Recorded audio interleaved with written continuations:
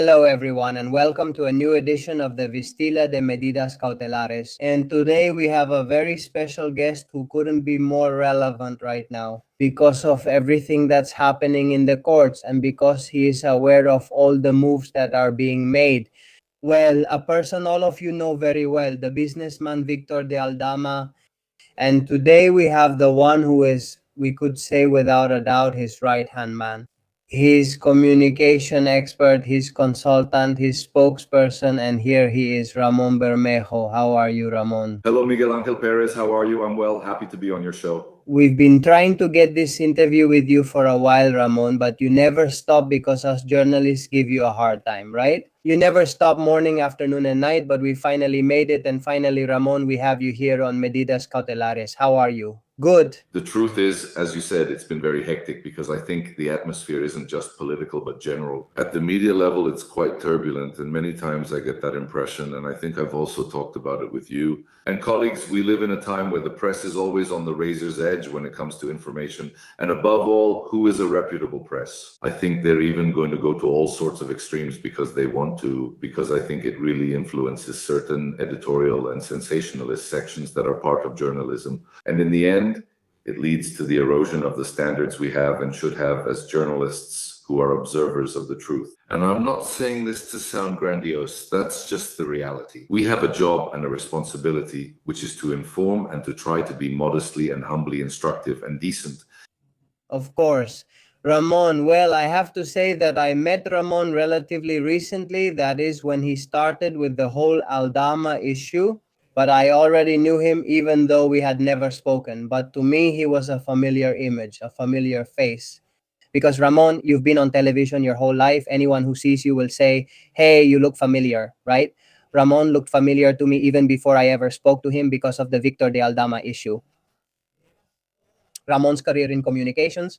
Life. The truth is, yes, let's say I've been around since almost black and white television, to be honest. Even though I'm 63 years old, I've been through all areas of journalism, and interestingly, I started in sports many years ago. It was the Rato Network, those guys are tough, with a show called Goals by Pedro Pablo Parral.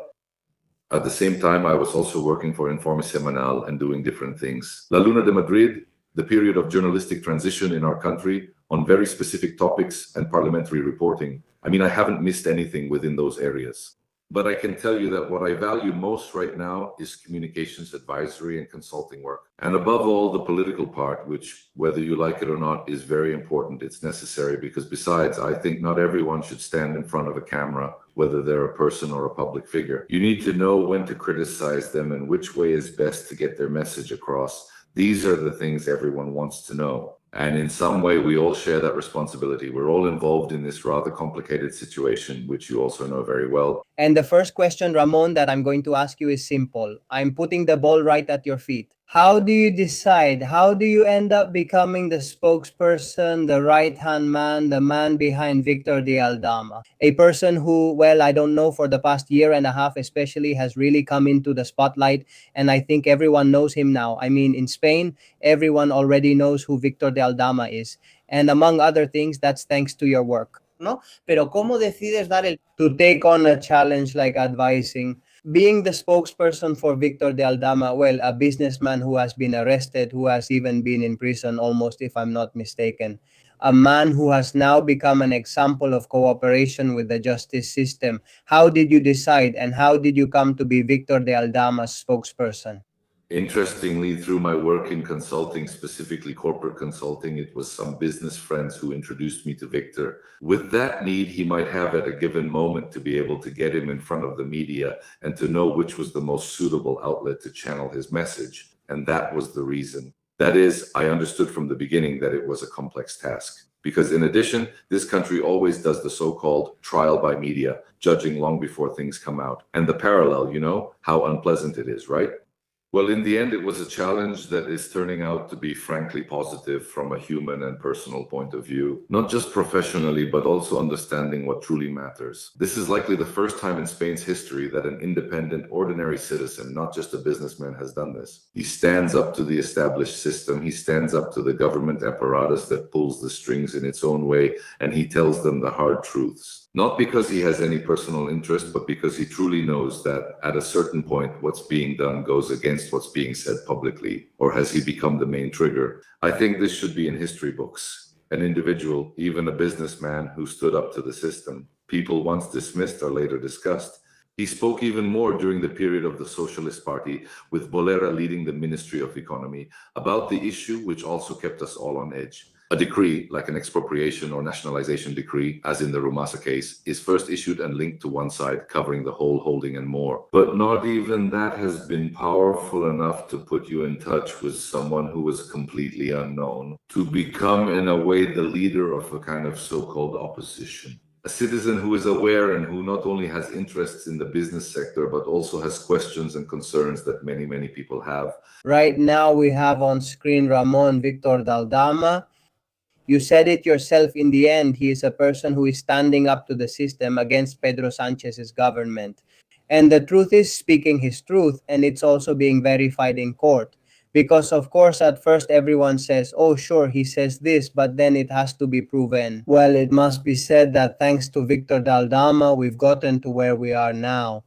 In investigations like the Coldo case, both the UCO and the Anti-Corruption Prosecutor's Office, as well as even Judge Leopoldo Puente from the Supreme Court, while they have already validated all the leads, all the evidence Víctor Aldama has put on the table, first with his testimony and then with documentary evidence. And I would like to know, Ramon, since you spend all day with Víctor Aldama going here and there, were you talking about the human perspective?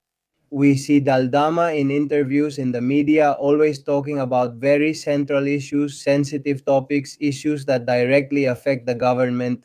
What is Víctor Aldama like up close? What is he like as a person? How is he living these past 2 years of his life, which I understand have been quite intense? As you said, he is a human being who is in a complex situation, but still, for example, he's human, and that can be relatable to the feelings of someone who has a lot of worries. It's not just about the purely business or material existence, but also, as I said, a human one, in the sense of being concerned about certain values that seem to be perplexing. It's clear whenever someone reads the reports. Do you know what I mean? And you see the famous corruption nexus using semantics as if he were the one to blame or the one who had set up the bonfire ready for corruption. And we don't realize that nothing could be further from the truth. It's the system itself, systemically, that has these kinds of problems. It's been clearly stated that if we start from scratch, corruption is undoubtedly within the government apparatus. And besides, it doesn't have to come from an individual. That is, every time we talk, for example, about things related to the social sphere, why does prostitution exist? Why are there clients? Everything has already been said because of that, and I'm not being demagogic. You can clearly see when someone is exposed. Victor's priority is to defend his interests and his rights, but interestingly, the most human ones, when he comes out. As all journalists know, we witnessed his release from Soto del Real, which was, let's say, magnetic. It drew attention even more powerfully. When it was a reference to Mr. X, that is the all-powerful Mr. Sanchez. In the end, you realize the nuance that worries all of us the most, and it's the fact that someone is actually able to cry out in protest, telling the plain truth, and maybe not liking it. Since those in power don't like being criticized for certain attitudes, I think what Victor has done is manage to reconcile a popular figure, but at the same time also someone with a global conscience. And that, whether you like it or not, says a lot. And you ask me what he's like. Well, he has a series of extremely noble attitudes when it comes to what he wants. He is very close to his circle, to the people he trusts, and especially to his family. And he emphasizes a series of values that I wish many of us who work in the news media were able to interpret and understand. Among them, loyalty and truthfulness in these matters, which is always complex, Miguel. It's not just about being a journalist and seeking news, but about going further. That's what matters. It's about the legacy you can leave, the message you can leave without even intending to. In other words, after all, we're talking about justice and about a person who has a problem at a given moment. It's quite significant, and different actors or factors are involved, including the government, business practices, corruption, and political involvement. Whether you like it or not, politicians have allowed this from the start. And they've even gone so far as to omit their involvement in certain things. When we know perfectly well that the data, the facts, and the evidence do not support it, they are not conclusive in every sense. I think we need to have a catharsis, especially because we are talking about the person. He is not the Robin Hood of the 21st century. I think he is a person who has felt hurt. He is a businessman who is involved not only in defending his interests, but also because of his personal disappointments in politics, where empty promises and various roles played will ultimately have consequences. A lot of information and a lot of ink has been spilled. I'm sure of that. Ramon had also asked you about his emotional state because he has been receiving death threats for a long time, even some from Venezuela. Death threats that have intensified after that famous handover, which we will talk about in detail later. But how is Victor de Aldama doing emotionally after receiving those death threats, even from Venezuela? Did they shoot at his car before all of this started to become so public? How is Victor de Aldama feeling right now with this dangerous situation he's currently living through? Worried, Miguel. Worried because whether you want it or not, he's not only concerned about his own physical safety, but of course also about his family. And we have to keep in mind that given the background we've seen over the past few months, you have to be careful, especially since a certain sector of the press has warned about him and put him in the firing line. And in the act of linking, at some point, people who could be suspected, as we all suspect, of being very close to drug trafficking. That is to say, and that those people or those individuals had a reputation that put him in a difficult position. It's very easy. We've interpreted it because we hear about crime stories every day. It's very easy to hire a hitman for €1,000 round trip and have him shoot you dead on the spot. We need to interpret that carefully. It's our responsibility. Many colleagues have put him in the crosshairs at some point. I don't think it's fair because you first need to interpret the context and the person's situation to understand what state they may be in, as long as the story that's told or recounted is true. And I think there have been some who have failed in that regard. Is Ramon currently afraid for his life? Victor Daldama is constantly worried, Miguel. He has a constant sense of concern, and moreover, that constant worry persists even in tense moments. I imagine that throughout the day, in those ups and downs, as the English say, his highs and lows. Problems, moreover, that interfere a lot. Not only his personal worries, let's say, but also those of his family, his daughter, his loved ones, which after all is often where they try to hurt you, ugly situations as these could hypothetically be. Since you're here, Ramon, I would like to ask, since many people say, of course, now Victor Daldama is cooperating with the justice system, but he is still an alleged criminal who has engaged in corruption. And of course, Daldama himself says, hey, I haven't corrupted anyone. I was forced to enter this system so that I could. That's what they wanted. Sorry, Miguel, that's what I was trying to say earlier. You're right, semantics is very important and you always respect it. That is the corrupting link, which has appeared in the reports at a certain point, right? The corrupting link. In other words, what we have here is a person who gets caught up in a spiral, where the system allows you, when dealing with things at a business level, to have to go through a series of steps. De prebendas y por una serie, as we would say, of completely unacceptable codes, and in the end you become a necessary bad link in the chain. Things must have been going really well, even though they don't go around waving responsibility here, whatever the responsibilities are.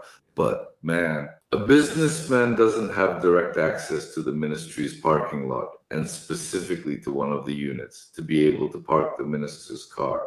No one comes in through the ministerial door just like that. No one has access to a specific code so that everything matches up. Even the civil guard itself, which handles the security for the Ministry of Transport. Unless you have access and have received a favor from someone who has the authority to do so, then here, as always, people are acting outraged, looking for, as we would say, the culprit. I remember the Prime Minister leaving to take the vehicle to go to Moncloa Palace, the courtyard of the Congress of Deputies, with the famous story that it was all made up, right? So far, everything that Mr. Dalai Lama has said is confirmed. In fact, I think he has been one of the few involved in this matter whose story hasn't changed at all since the very beginning. What's more, he has even broadened the scope so that later on investigations could go in other directions. This has resulted in the current situation and current knowledge, which is also very important.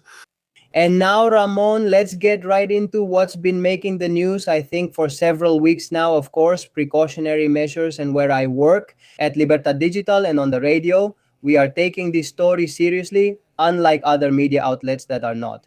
Because here, we have to For now, I think there's nothing more to say. Curiously, Libertad Digital and also Minuto Zero have actually been able to be truthful both in content and in form. But not only that, but also relying on verifying everything that was being said, not only with the evidentiary part of the facts, without having to involve third parties like Leah or Tlauco, and putting them in question when that's not the case.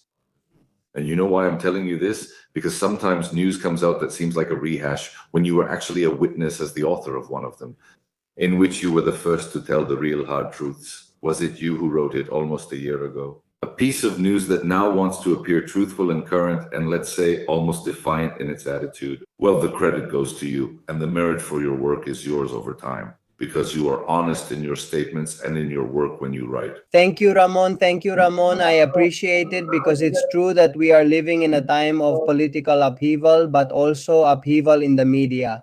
And I think that taking advantage of your presence here, I use this opportunity to say that the media also need to do a lot of self-criticism because there are some media outlets that no longer do so. Yeah, it's not just about, this isn't even about sensationalism. We're talking about a lack of seriousness about not doing their job well, we're talking about a lack of seriousness about not doing their job well, about simply throwing out very scandalous headlines that don't correspond with misleading public opinion. The public is being confused. Miguel, and there's a very serious problem. I also think we need to understand that this isn't a free-for-all. You don't manipulate information like that here, because the first one to be harmed is not only the person who might be the subject of the news, but I think it's the public in general. And they're making a circus out of something that I think is demonstrably serious. In other words, the procedural timelines are within a very clear framework. And you know exactly that many times when a court is extremely secretive, you also have to be respectful of those measures. And here, however, they're not taken into account. What's more, they prefer to be on a knife's edge, telling stories, being demagogic, or contaminating the news with information that only goes in one direction.